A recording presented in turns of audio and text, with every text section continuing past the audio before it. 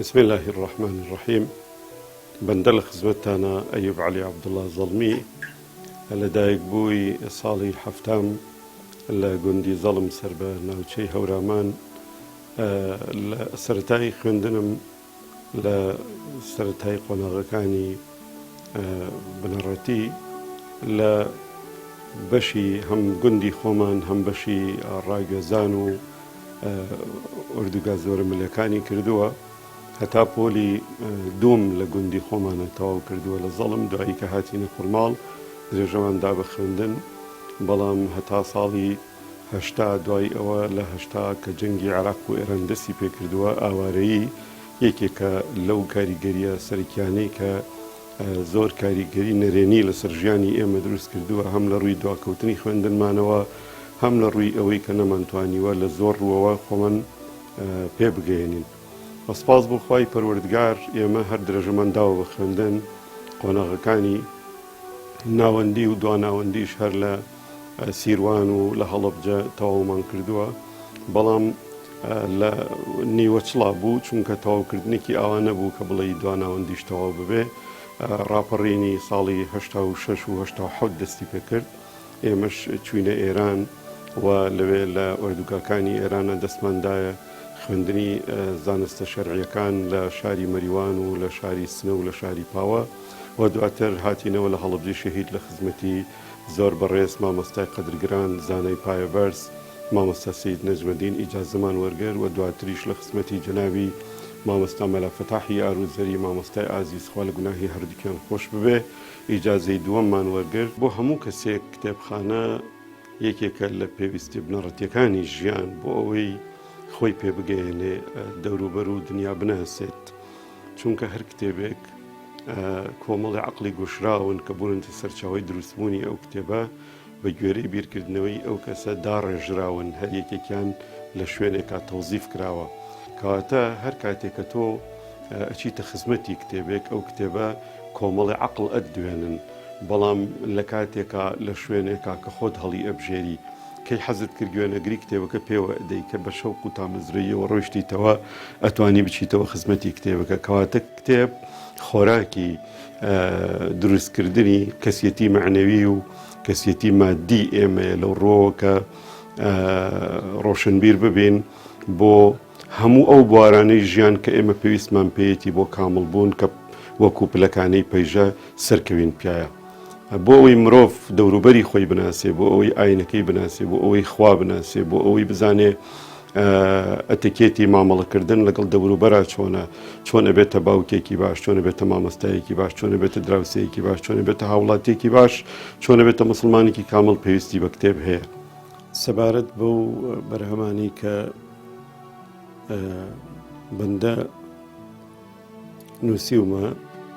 بەشێکی وەرگێڕانە بەشێکیشی بەشداریە وەکو لیژنە لە وەرگێڕانە بەشێکیشی ئامادەکردن و نووسینە فقهی منهەجی ئەم کتێبە ئەمە طبعاً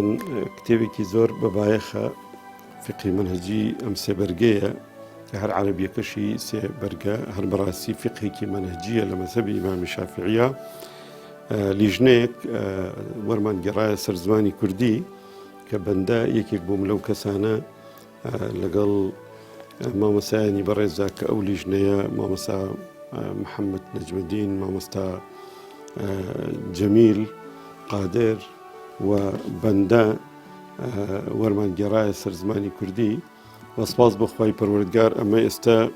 منهەجە لە کۆلێژەکانی شای خوێنڕێ قوتابی زۆر سوودی لێ وەرەگرێ لە لوبنان چاپ کراوە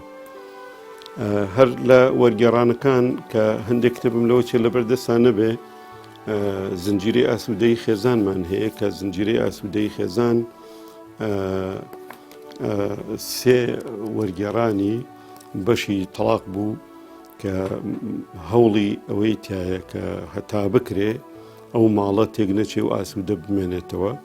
ئەمە یەکێکیانە تەلاقی سێ بەسێ تەنها یەک تەلاقی پێیەکەوێ کە بەڕێز پرۆفیسۆر دکتۆر مستەفا زەڵمی خوالی خۆش ببێ ئەو نووسی بووی لەسەر ڕاستپاردەی خۆی کە مۆڵەتی وەرگێڕانیشی بۆ نووسی بووم وەرمانگەڕا و هەر لە نووسینەکانی بەڕێزی تەلاقی هەڵپسێرا و سوێن بە تەلاق حکومەکەی چۆنە و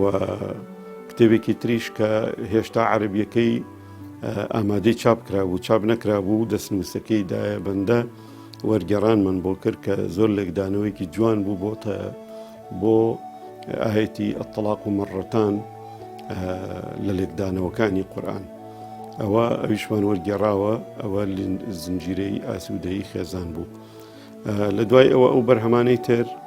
ئەمە کتێبێک بوو کە ئەمە چاپی سێمیەتی ئەو گومانانەی لەسەر یادکردنی مولود کە خەڵک ئایا ئەمە بدعایە یا بدعانیە ئایا ڕاستە مولودکردن بدعایە ئەمەمان نووسیوە کە تا ئێستا 3 جار چاپ کراوەتەوە ئەمە ئەفسانەی قڕکردنی بەنو قوڕیزە لە مێژووە کە ئەمە توێژینەوە و بەدواداچوونە کە ئەمە لێرە ئیسپاتمان کردووە ئەو کەسانەی کە باس ئەکرێ لە هۆزی بەنو قوڕیزە جوولەکەکان کە کوژرابن ئەوانە بوون کە مجرمی حرب بوون و 2 جار پەیمانیان شکاندووە ئەمانە 700 کەس نەبوون وەکو ئەوەی کە ئەوترێ بەڵکو نزیکەی 15 کەس بوون ئەوانە کە کوژراون 15 کەس بوون لە مجرمی حرب و هەموو ئەوانی تر ئازاد کراون و ڕێزیان لێ گیراوە ئەمە تۆمەتێکە لە مێژووە زۆر باسەکرێ ناومان ناوە تۆمەتێکی قورس و بەرگریەکی پێویست باسی یەکێکە لە هاوڵانی پێغەمبەری خوا صلی الله عليه وسلم بە ناوی سەعلەبەی کوڕی حاتب کە ئەمە گوایە دەوڵەمەند بووە و دوایی پاشگەز بووەتەوە وازی لە ئاین هێناوە لێرە قسەی زانایان وتەی زانایانمان هێناوە کە ئەسڵ و ئەساسی نییە و بوختانێکە بۆی کراوە و ئیسپاتمان کردووە لێرە باسی بدعەمان کردووە بدعە ئەو بەڵایی هەڕەشە لە تێکدانی کۆمەلگای موسڵمانان ئەکا کە ئەمە بەڕاستی بە ناوی بدعەوە جاری وا هەیە دوو برا بن بە نەیاری یەکتر و ڕێزی موسڵمانان تێگەچێ لێرە شیمان کردووەتەوە کە هەندێک جار خلافاتی فقهیە بیر و ڕای جیاوازە ناوێنراوە بدعە ئەم نازانێ لە ڕووی بێزانستیەوە ئەوی تر بە مبتەدیع ناوزە دەکا و دوای هەجریشی واجبەکە کە ئەبێ دەنگی لەدا ببڕێ کە ئەوە بێگومان مەترسیەکی گەورەیە ئەمە توێژینەوەیەکە لەسەر شوکردنی دایکی بڕواداران خاتو عایشە ئەوەی کە لە کتێبەکانە هەیە باسی ئەوە کرد لە 6 ساڵیە مارە بڕاوە و لە 9 ساڵیە گوێزراوەتەوە بەڵام ئێمە لێرە ئیسپاتمان کردووە کە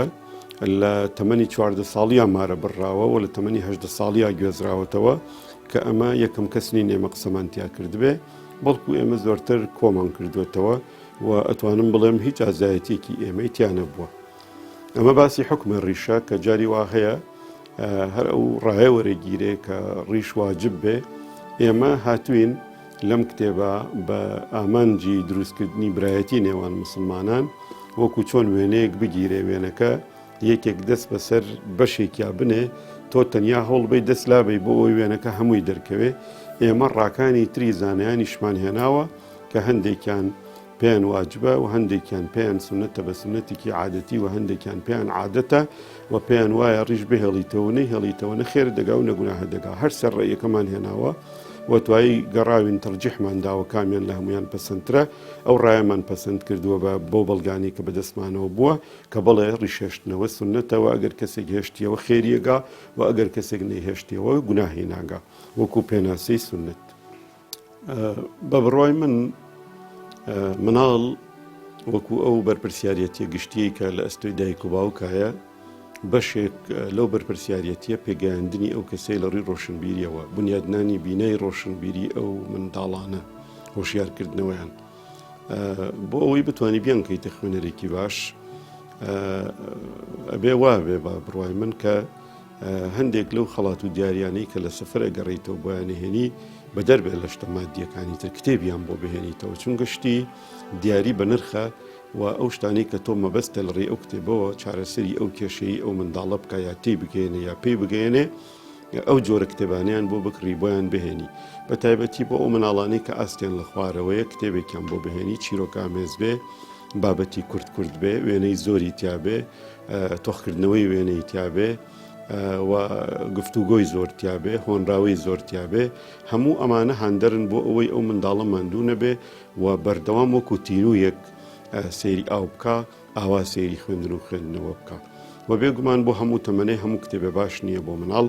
و هەموو جۆرێک لە خوێندنەوەیش باش نییە ئەبێ ئەو باوکە بە ژیری و ڕۆشنبیری خۆی دەستنیشانی بکە کە تۆ کامە بخوێنەرەوە و کە تەواوت کرد بۆم بێنەوە خۆ ئەگەر بکرێ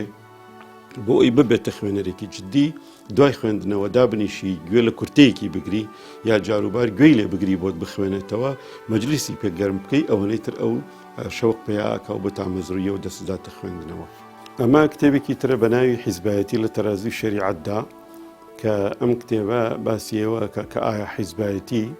دروستە لە ئیسلاما یا دروست نییە ئەگەر کەسێک ببێت بە ئەندامی حیزبێک کام جۆر حیزب شەرعیە و کام جۆر شەرعی نییە و ئەمە بە گوێرەی بەڵگەی قورئان و سنەت هەموو ئەو شتانەمان تاوتوێ کردووە شەنوکەومان کردووە بۆیە ئەمە ناومان ناوە زنجیرەی شەنوکە و کە نزیکەی دە بەرهەمیان نۆ بەرهەمیان کێسەیەکی تریشیان ئامادەی چاپە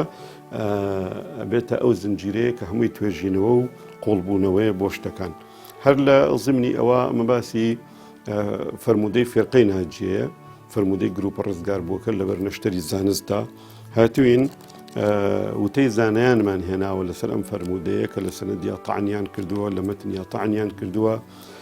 خوای گەورە ئەوەندە بێ بەزەی نییە بەرامبەر بەم ئومەتە کە بیانکە بە 73 بەشەوە و بەشێکیان بچن بۆ بەهەشت 72 بۆ جەهەنەم بڕۆن ئەمە پێچوانەیە لەگەڵ دەقی قورئان كنتم خەیڕە ئومەتین ئوخرجت للناس چۆنە بێ ئێمە لە یەهود و لە نەسارا خراپتر بین و ئەمە بەڕاستی شەنوکەوێکی وردە بۆ ئەو بابەتە هەر کەسێک بە ئینساف و زانستەوە بچێت ئەو زانایانە کە چیان فەرمووە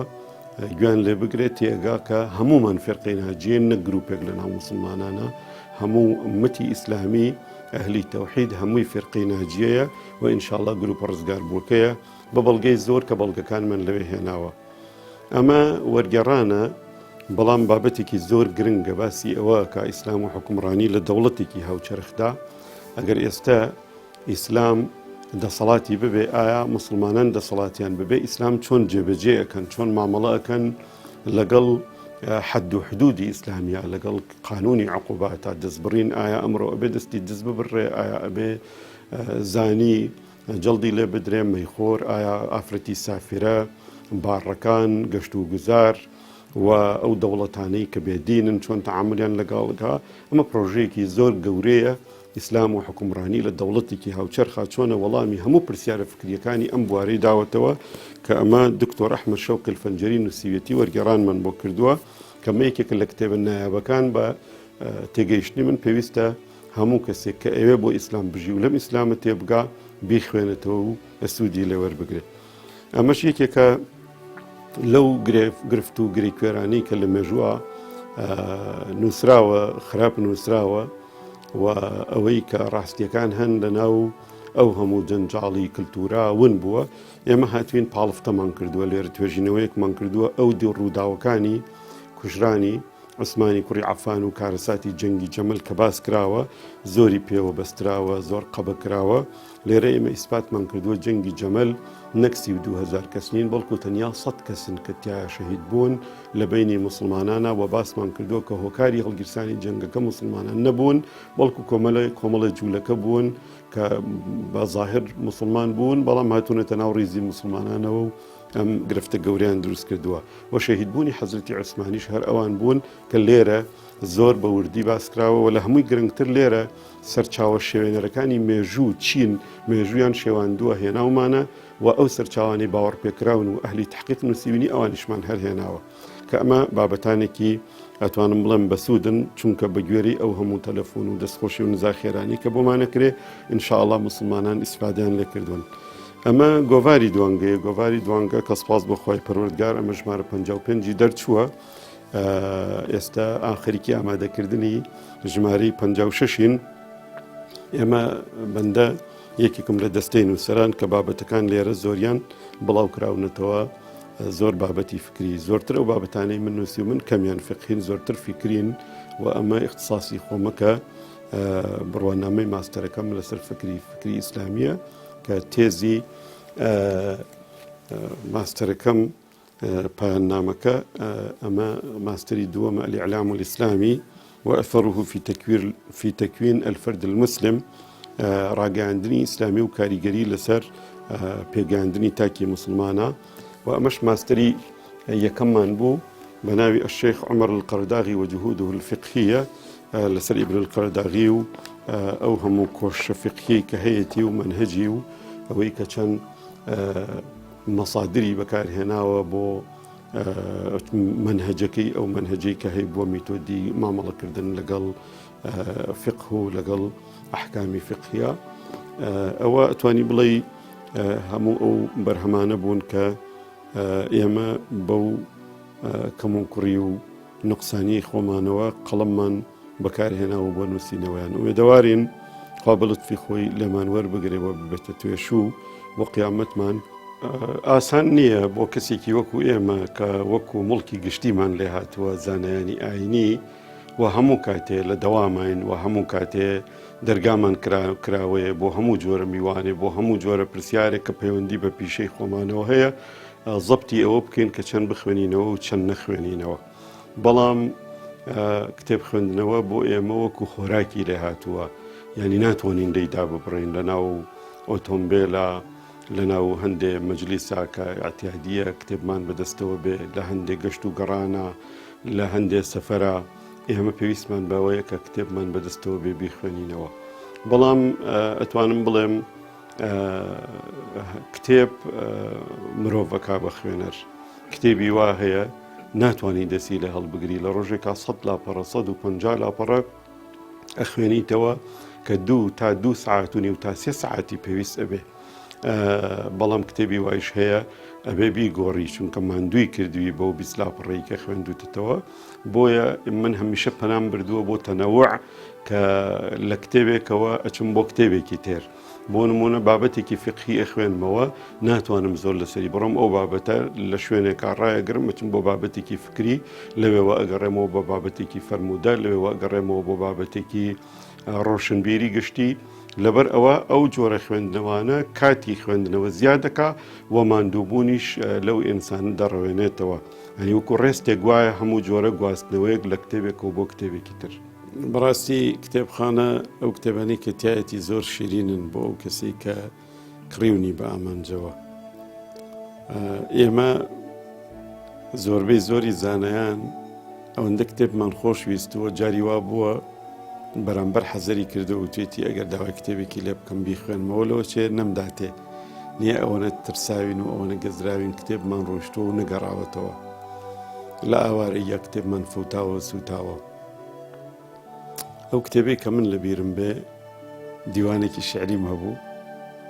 کە دڵم پێی خۆش بوو چونکە تێکەڵ بوو بە یادگاریەکانی ژیانم ئەو کاتە گەرم شعرم نووسی ئەو دیوانم فەوتا ئیتر دوایەوە شعرم نەنووسیەوە مەگەر کەم و کۆپلە ئەوە باوەڕ ناکەم بە هیچ قەرە بوو بکرێتەوە چونکە چاپ نەبوو تا لە شوێنێکی دنیا بگەڕێم و بۆم بگەڕێتەوە ئەوە لەوە چێ لە ژیانما کاریگەری هەر لەسرم بمێنێ مرۆڤ چۆن ببێت بە خوێنەرێکی باش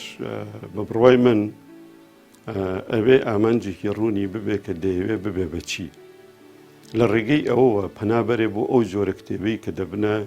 هۆکاری گەاندنی بەو ئامانجە بۆ ئەوەی ببی بە خوێنەرێکی باش پێویستت بەوەیە کە ڕووگەی خۆت دیاری بکەیت ئەبێت ئەتەوێ ببی بە چ مرۆڤێکی ڕۆشنبیری گشتی یا پسپۆر لە بوارێکە قاڵبوو لە ڕەهندێک لە ڕەهندەکانی بیر و هۆشیاری یا هیزری ئیسلامی یا هەر شتێکی تر ئەمە وات لەیەکە کە ئامانجت ڕوون بوو دەستبەری بۆ ئەو کتێبانی کە دەتگەێنن بەو ئامانجە بەڵام بەڕاستی هەموو کتێبێک مرۆڤ ناکا بە خوێنەر کتێبی وا هەیە داخ و خەفتت دەداتێ ئەبێ بگەڕێی بزانی چ کتێبێ باشە بۆ ئەوەی تۆ دروستەکە کتێبی وا هەیە ڕێت لێ ئەشێوێنێ کتێبی وا هەیە پێویستەکە هەر لە سنوورەکانە وەکو چۆن هەر شتێکی تر فلتەری ببێ ئەمیش فلتەری ببێ بۆ ئەمنی فکری نەیەتە ناو کۆمەڵگای کوردەواریەوە کتێبی وا هەیە مرۆڤ وابەستەکە بە نیشتیمانەوە زیاتر کتێبی وا هەیە واکە کە مرۆڤ پشت بکە لەم نیشتیمانە ناومێدی